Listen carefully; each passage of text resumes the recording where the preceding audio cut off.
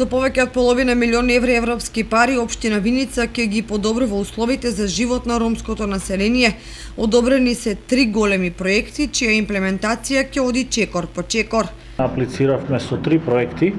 и ние добивме средства во висина од 535.000 денари, од кои што општина Виница учествува со 13.000 евра. Трите проекти се воглавно се однесуваат за ромското население, како главен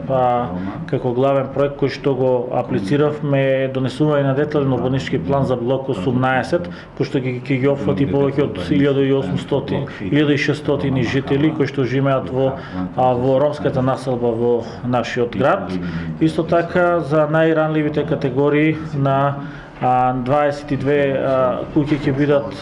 целосно или делумно покриени од страна на овој проект кој што ќе ги реновираме и 177 објекти кои што имаат поднесено за легализација за детален урбанистички план, како општина и заедно со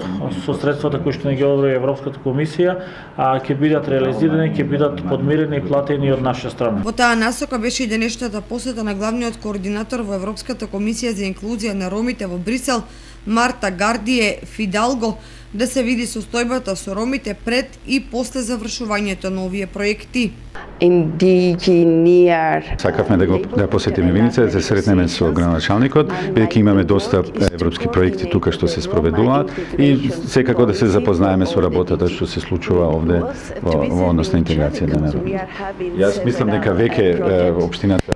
бев импресиониран дека има 3 проекти со кои што се случуваат во општината, меѓутоа исто така научив дека она што вие го правите овде во Виница може да се користи како пример за другите општини.